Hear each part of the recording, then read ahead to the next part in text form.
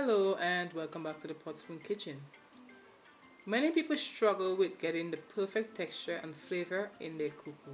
And in this video, you will learn how to make cornmeal cou cou, a delicious, versatile Caribbean staple that pairs perfectly with any saucy protein. The biggest issue usually is achieving the right consistency. A cou cou that is too sticky or too dry is a major letdown.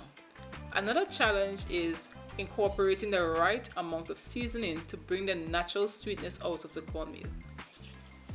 In this detailed video, we are going to explain everything from start to finish. Now that we are ready to begin making our cou cou, I will guide you through all the steps from getting the perfect texture to cooking, preparing the ingredients, what ingredients we are going to be using, and how we are going to serve it up. We have 2.5 cups of cornmeal in here, and these are some fine cornmeal.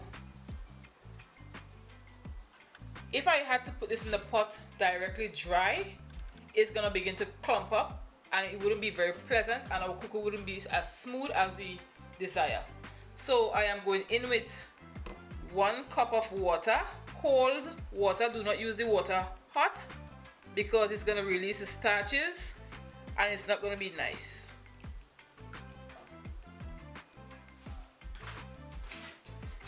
Now you want to mix this to get all the water all the way through.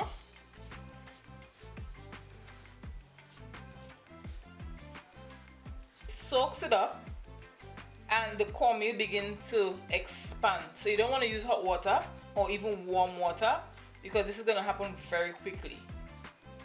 So we are just hydrating our cornmeal. As we make our cou cou, as I am adding all the ingredients, I'm going to explain to you the reason why some people's cou cou would go bad so fast. Sometimes you leave it out on the counter 6 hours and it's really spoiled already, and we're going to go through all the steps to prevent that. And this is ready. We have our pot on medium heat here, and you don't want to put it too high because you don't want your aromatics to begin to burn. And then we're going to saute this now with some butter. You don't have to use butter, you can use oil, but I prefer butter because of its flavor profile. So I'm going with a full heaping teaspoon of butter.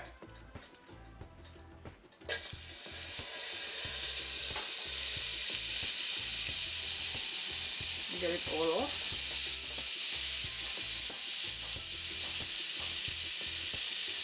The butter also adds to the texture of the cou cou. Add some onions to this. We're going to go in with some carrots, and what carrots does, it gives us a really nice color and it gives us a slight sweetness to our savory cou cou. Red bell peppers give our cou cou a very nice taste. You know, sometimes you have a cou cou and you have a cookery taste. Red bell peppers and green bell peppers does that. And let's go in with our green bell peppers. I like a lot of bell peppers in cou cou, and we're going to saute this a bit. And you can smell the aroma already. It's amazing. You can smell that cou cou already. And what happens with a cou cou, yes, we know cornmeal is the actual element of cou cou, but the flavor behind cou cou, this is the real flavor behind cou cou. That's what you're smelling. You already know that you're making cou cou because you're smelling a cou cou flavor. Now let's turn our heat up a bit. We're going to allow the flavor of this to come together really nicely. And now we're going to add our special ingredient, okra. And while I'm stirring this, we're going to talk about okra in cou cou. Let's go in with our okras, and let's talk about our okras a bit. Okras act as a thickening agent for our cou cou, and it gives it a really nice pop of color for presentation. It also moistens your cou cou, because sometimes cou cou can tend to be very dry. Totally optional. But if you are omitting okras from your cou cou, I would suggest that you add more butter, not margarine. You add more butter to it. We're gonna allow this to saute a bit.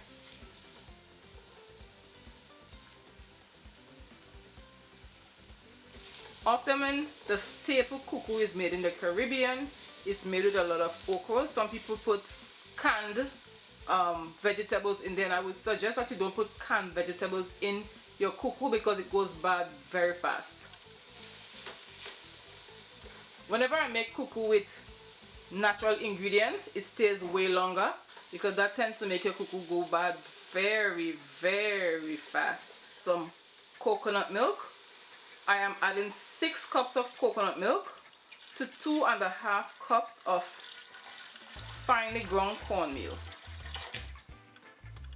I'm going to give this a nice mix.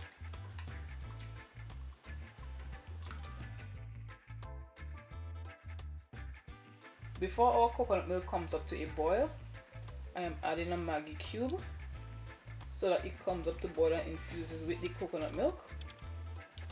And I'm going to add salt to taste. You have to season your cuckoo while it's in the liquid form. So it's beginning to simmer.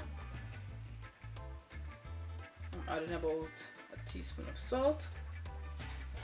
And we're going to stir this and taste to our desired taste. And once this is good to your desire, then you allow it to come up to a boil and cook the coconut milk and the okras. While our cuckoo is coming up to a simmer, I have my baking dish and I'm just gonna butter it because this is where I'm gonna put my cuckoo to cool. You want to give it a good and a generous amount of butter so that it comes out very, very easy.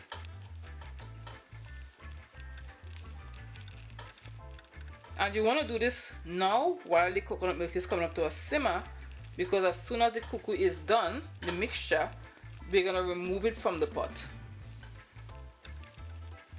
Now we have our coconut milk and the peppers and stuff are nice flavored and it's simmering away. And this is the time where we want to add our cornmeal.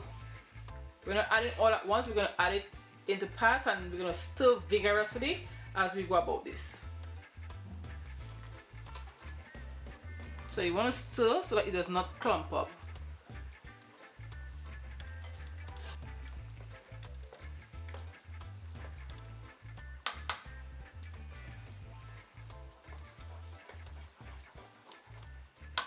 It's going to begin to look like cornmeal porridge, but then it's going to begin to thicken up and we're going to stir it to the right consistency. And this is the part where you need to pay close attention because you want the perfect texture. And I'm going to show you how your cornmeal can overcook and what to look for. And I'm going to also show you how it's going to be undercooked. And we're going to know how to get to the right consistency, not too dry and not too wet. You have to mix this very fast because it's going to burn you. The hot starch is going to burn you and you don't want that. Not because it's nicely thickened up, it means that it's cooked. This will take about 15 minutes with constant stirring. And I'm doing this on high heat. So I'm going to take a risk now, and at this point it's not yet cooked. If you look at the cornmeal, it's very glossy, but you can see some grains standing out in there, and it's not yet cooked.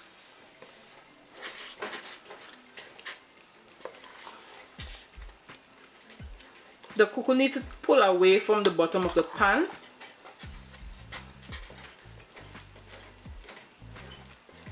And create a very thin film, just as it would if you are making choux pastry. And speaking of choux pastry, you can check out my recipe for Trini chicken puffs and Trini cheese puffs, and I will leave the recipe in the description box below. It's the same procedure, the same mixing procedure, but it's just different ingredients. In some countries you call cuckoo, Jamaican say ton cornmeal. Big up to my Jamaican subscribers. Some say fungi, But overall, Coo Coo is a really delicious Caribbean staple that you can find in almost any household. You can find at weddings, christenings, birthday parties. It's a very popular Caribbean staple, and especially served with stew fish. And speaking about stew fish, you can check out my Tobago style stew fish with okra, and it's going to pair very nice with our Coo Coo. When your Coo Coo is almost done and you know that it's not runny and it's going to hold its shape, it's hugging the spoon quite nicely. So this is almost done. Another way that you know your Coo Coo is thick enough to hold its shape, it's going to begin to poof some bubbles on the bottom. You know it's very thick. The okra is also a thickening agent for this. And it's releasing steam from the bottom. If I stir the bottom of the pan, it has a very thin layer. It's not burnt and it's not sticking to my pan.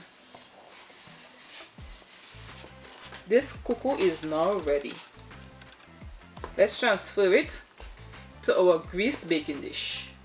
Let's pour out our Coo Coo. It's quite heavy.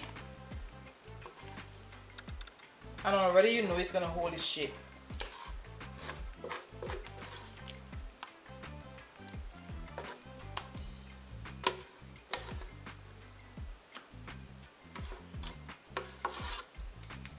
Next up, I'm going to show you how to smoothen the top of your Coo Coo.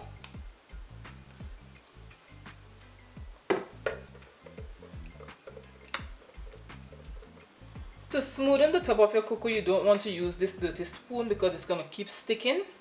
You want to dip your spoon in water. Some people use oil to do this, but I'm not using any oil because we don't want to add more calories to the Coo Coo. And you want to gently press, it will not stick.